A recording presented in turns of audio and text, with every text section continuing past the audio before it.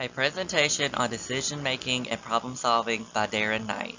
The nature of decision making involves four key factors, which are decision making, problem solving, types of decisions, and the decision making process.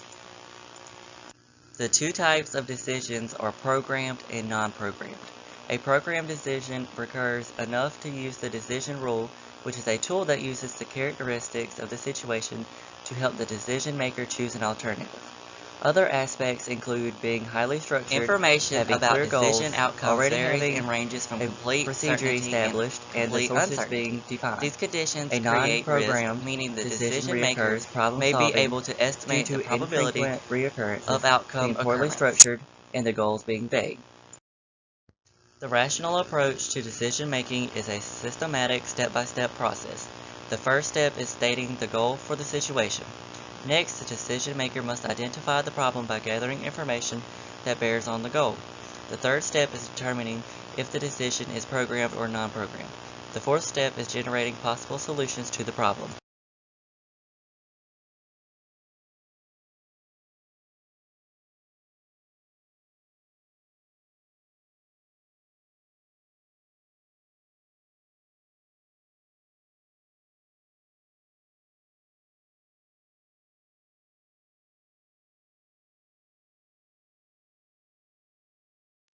The rational approach has several strengths, including forcing the decision maker to consider a decision in a logical, consecutive manner, and the in-depth analysis enables them to choose an alternative based on information rather than emotional or social pressure.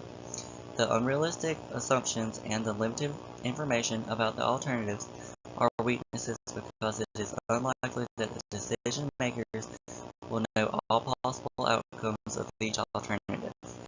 Evidence-based decision-making identifies and utilizes the best theory and data available to make decisions, also known as evidence-based management.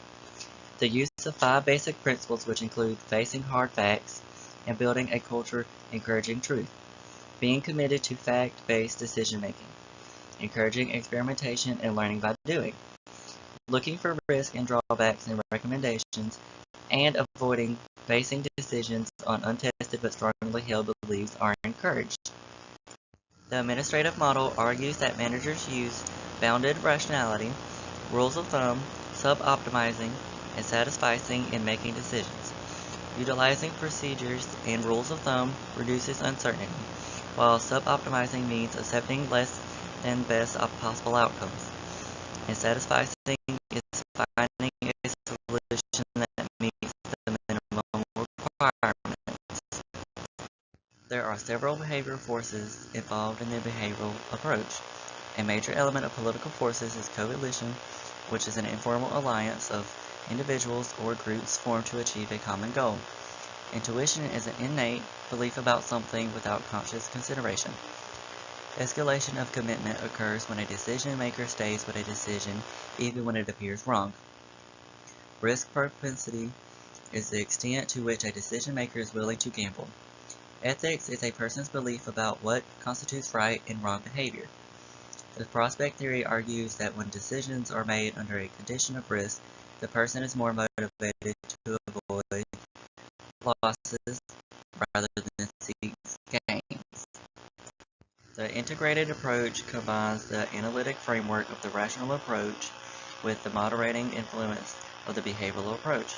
However, it doesn't generate all the possible outcomes.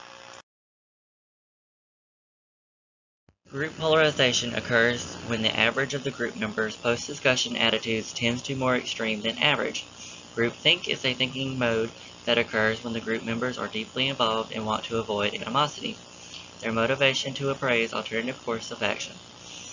This caution causes symptoms such as cohesiveness, overbelief in the leader's preferred solution, and group insolution. Since defects increase during groupthink, leaders, organizations, individuals, and process prescriptions are suggested for prevention. Participation creates greater interest in group decision-making.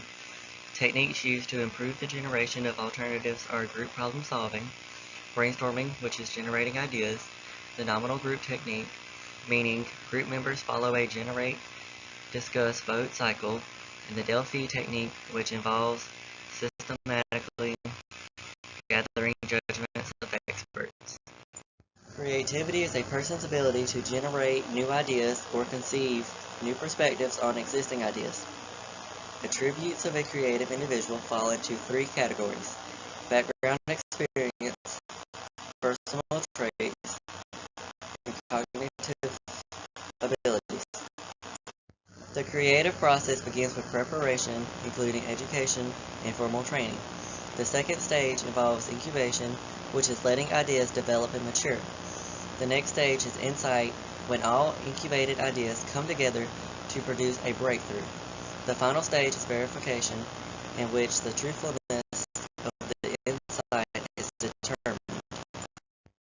Two important methods for enhancing creativity are incorporating it into the organization's culture through explicit goals and rewarding creative successes while not punishing creative failures.